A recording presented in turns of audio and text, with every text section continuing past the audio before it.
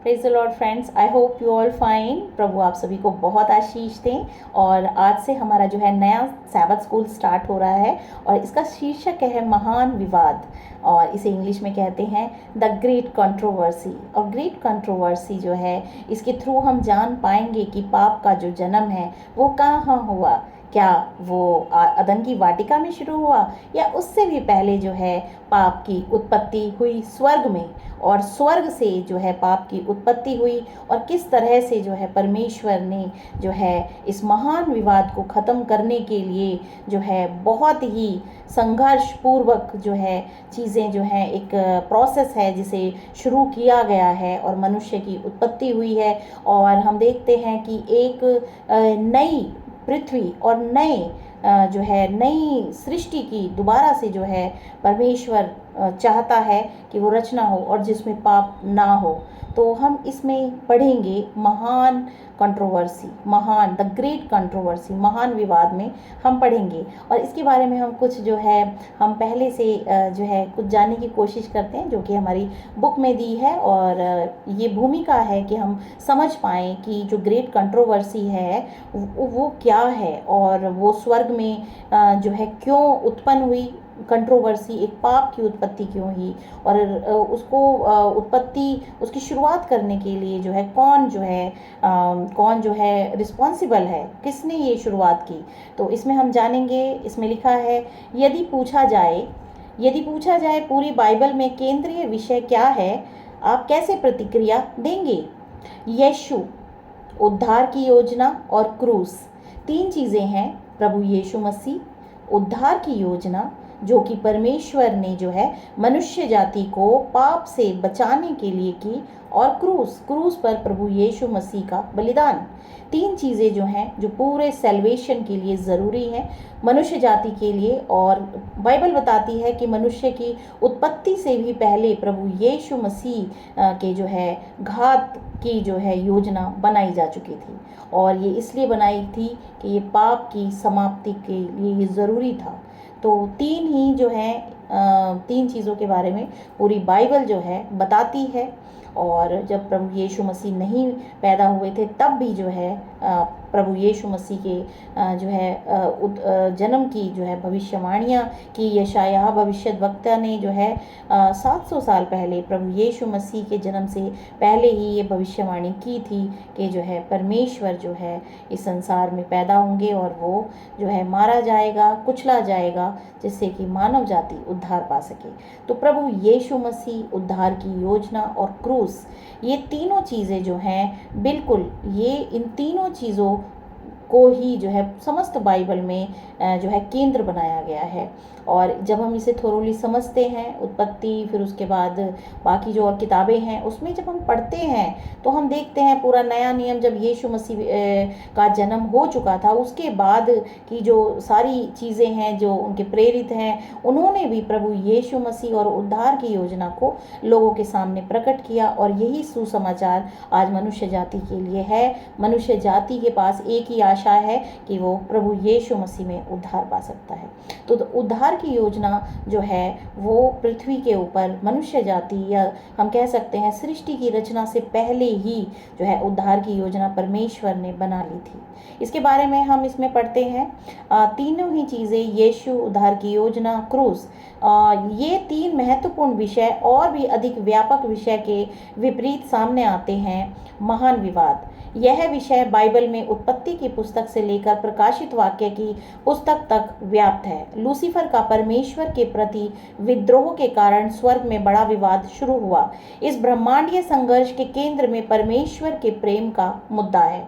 क्या वह पूर्णतः प्रेममय है? परमेश्वर क्या पूर्णतः प्रेममय है? क्या परमेश्वर प्रेम करता है, सृष्टि को प्रेम करता है, मनुष्य जाति को प्रेम करता है? यहाँ पे बड़ा मुद्दा जो है प्रेम है। प्रेम के द्वारा ही प्रेम जागृत हो सकता है। मनुष्य जाति के मन में प्रेम तभी उत्पन्न होगा जब वो परमेश्वर के प्रेम को जान पाएगा। हम देखते हैं निरंतर हम अपने दैनिक जीवन में हम जो है अपनी ज़िंदगी को जीते हैं, भाग दौड़ में जीते हैं, मेहनत करके जीते हैं, लेकिन क्या हमारे हृदय में प्रेम है? क्या हम खुद से प्रेम करते हैं? दूसरों से प्रेम करते हैं। अगर हम प्रेम लेकिन मैं ये भी बताना चाहती हूँ कि मनुष्य जाति जो है प्रेम ही आधार है मनुष्य जाति के उत्पन्न होने का। प्रेम के द्वारा ही परमेश्वर ने सृष्टि की रचना की और आज मनुष्य को भी प्रेम ही चाहिए। वो प्रेम के लिए ही भटकता है। वो प्रेम, सच्चे प्रेम की तलाश करता है जो कि उसे नहीं मिल पाता है। सच्चा प्रेम जो कि सिर्फ और सिर्फ परमेश्वर करते हैं। तो परमेश्वर, क्योंकि परमेश्वर प्रेम है, वचन बताता है, बाइबल बताती है परमेश्वर प्रेम है और प्रेम के द्वारा ही उसने सृष्टि की रचना करी और मानव जाति को भी एक सच्चे प्रेम की ज़रूरत है। निरंतर वो जो है प्रेम की तलाश में लगा रहता है। तो हम परमेश्वर के प्रेम को जब हम महसूस करते हैं तो हमारा हृदय प्रेम से भर जाता है। यही जो है बाइबल का जो है मेन मुद्दा है कि परमेश्वर के प्रेम को समस्त मानव जाति के सामने परमेश्वर ने प्रकट किया है यीशु मसीह के द्वारा। और हम जब प्रभु यीशु मसीह को जानते हैं तो हम उसके प्रेम को जान पाते हैं और हम उसके अतुलनीय प्रेम को महसूस करते हैं। उसका प्रेम जो हमें हर एक बुराई से बचाता है और हम भी उसके प्रेम में उसके जैसा बनने लगते हैं। तो ये महान कंट्रोवर्सी की किताब जो है हमें परमेश्वर के प्रेम के बारे में बताती है। परमेश्वर का प्रेम जो कि समस्त मानव जाति के उद्धार का एक आधार है और परमेश्वर ने अपने मनुष्य जाति को बचाने के लिए जो है उद्धार की योजना बनाई। आगे हम पढ़ते हैं कि क्या वह पूर्णतः प्रेम में है। हाँ बिल्कुल, परमेश्वर हमसे बहुत प्रेम करते हैं और परमेश्वर प्रेम है, उसका गुण प्रेम करना है। और मनुष्य को बाइबल बताती है उत्पत्ति अध्याय 1:26 में कि परमेश्वर ने कहा हम मनुष्य को अपने स्वरूप के अनुसार उसे बनाए, मनुष्य को बनाए, हमें अपने स्वरूप में बनाया है। तो हमारा भी मेन जो है मोटिव होना चाहिए प्रेम। हम प्रेम करें खुद से, दूसरों से और परमेश्वर से। और हम एक सच्चे प्रेम के लिए हमेशा जो है मेहनत करते हैं। हम सच्चे प्रेम को खोना नहीं चाहते। तो हम जाने परमेश्वर के प्रेम को। आगे इसमें लिखा है क्या वह अपने प्राणियों के सर्वोत्तम हितों को ध्यान में रखता है। जी हाँ, परमेश्वर ने मनुष्य के हितों को ध्यान में रखकर ही ये जो है उद्धार की योजना जो है बनाई। क्या वह एक सत्तावादी तानाशाह है जो केवल वही चाहता है जो उसके अपने हित में है। बिल्कुल नहीं, परमेश्वर कभी भी तानाशाह नहीं बना और ना ही वो हो सकता है, क्योंकि वो आज़ादी देता है, स्वतंत्रता देता है। तो वो खुद कैसे जो है मतलब तानाशाह हो सकता है। यीशु मसीह ने कहा तुम सत्य को जानोगे तो तुम स्वतंत्र हो जाओगे। जब परमेश्वर जो है प्रेम करने वाला है और उसने आज़ादी दी है सबको, तो हम उसके प्रेम को जान के हम आज़ादी से जीवन जिए, प्रेम से जीवन जिए, प्रेम रखें परमेश्वर के लिए और हम उसके वफादार बच्चे बने, आज्ञाकारी बच्चे बने। परमेश्वर यही चाहता है। पूरी बाइबल का आधार यही है। आगे हम पढ़ते हैं तो इस क्वार्टर में जो हम पढ़ेंगे अप्रैल में और जून में, इसमें लिखा है इस पाठ में विश्व इतिहास को परमेश्वर के दृष्टिकोण से दर्शाते हैं। जैसा कि भविष्यवाणी से पता चलता है, यीशु मसीह के समय से लेके सदियों से लेकर हमारे दिन और उससे भी आगे तक का हम इसके थ्रू जान सकते हैं। परमेश्वर का स्वभाव प्रेम है और इसीलिए उसके सभी कार्य प्रेम पूर्ण हैं। हालांकि ये तथ्य हमेशा सीमित मनुष्यों या यहाँ तक कि स्वर्गदूतों के लिए भी स्पष्ट नहीं हो सकता है, लेकिन जैसे जैसे बड़ा विवाद सामने आता है परमेश्वर का प्रेम उत्तरोत्तर प्रकट होता जाता है। हम क्रूस के माध्यम से उसकी ऊंचाई और गहराई को सबसे स्पष्ट रूप से देखते हैं।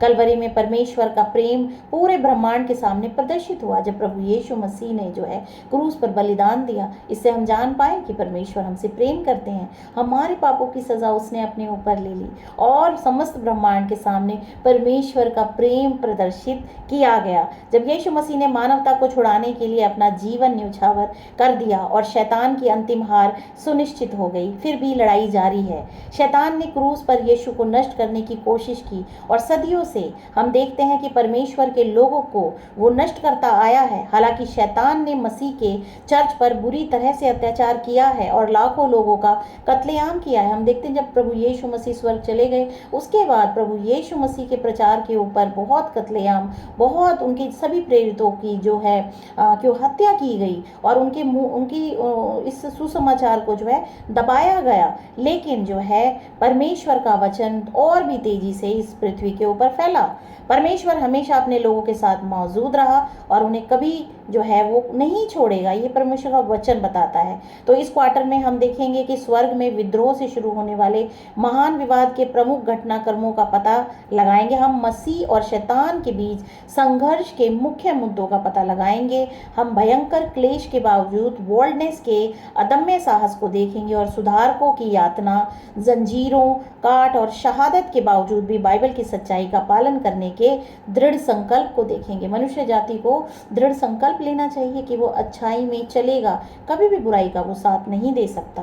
इन आध्यात्मिक दिग्गजों के विश्वास पर टिप्पणी करते हुए एलन जी वाइट कहती हैं, बाइबल उनका अधिकार था और उसकी शिक्षा के द्वारा उन्होंने सभी सिद्धांतों और सभी दावों का परीक्षण किया। परमेश्वर और उनके वचनों में विश्वास ने इन पवित्र लोगों को तब भी कायम रखा जब उन्होंने अपने जीवन पर दाव लगा दिया। हमेशा जो पवित्र लोग हैं, परमेश्वर के वफादार लोग हैं, उन्होंने अपनी जान को देकर जो है परमेश्वर के वचन के लिए कार्य किया है। और ये जो है हमेशा से होता आया है, हमेशा होता अभी भी रहा है। और परसिक्यूशन जो है वो हमेशा, सताव जो है वो मसीहों पे आता है, क्योंकि शैतान जो है वो नहीं चाहता कि परमेश्वर का प्रचार हो और उसके वचन, उसके जो उद्धार की योजना को लोग जान पाएं और वो बचाए जाएं। तो ये जो है 2000 साल से शुरू हुआ है, 2000 साल हो गए हैं प्रभु यीशु मसीह को स्वर्ग गए, और अभी भी हम देखते हैं कि बहुत ही यातनाएं जो हैं मसीहों को दी जाती हैं, और इसीलिए दी जाती हैं कि सत्य का जो है प्रचार ना हो।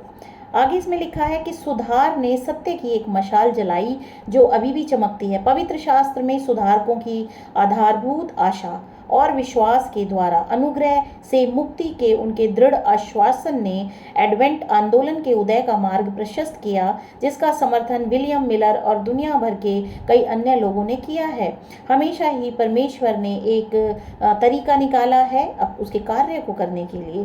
तो सेवन डे एडवेंटिस्ट चर्च की स्थापना इसीलिए की गई कि जो परमेश्वर का जो सुसमाचार है उसमें जो है परमेश्वर की जो आज्ञाएं हैं वो लोगों को बताई जाएं, जिससे कि आज्ञाकारी जो है परमेश्वर के जन बन सकें।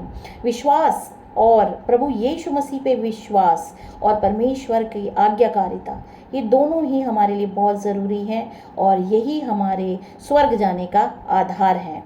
आगे हम बढ़ते हैं। सेवन डे एडवेंटिस्ट चर्च को परमेश्वर ने सुधारकों द्वारा रखी गई नींव का निर्माण करने के लिए खड़ा किया था, ताकि बाइबल की सच्चाइयों को बहाल किया जा सके जो सदियों से गायब हो गई थी। 2000 साल में बाइबल की शिक्षा जो है वो नहीं दी जा रही है लोगों को, जिसके द्वारा मनुष्य का बचाव हो सकता है। परमेश्वर का वचन हम जब अपने हृदय में ग्रहण करते हैं तो हमारा जीवन बदलता है। इस तरीके से मनुष्य जाति बचाई जाती है। तो सुधार का कार्य जो है वो एडवेंटिस्ट चर्च ने जो है वो किया है।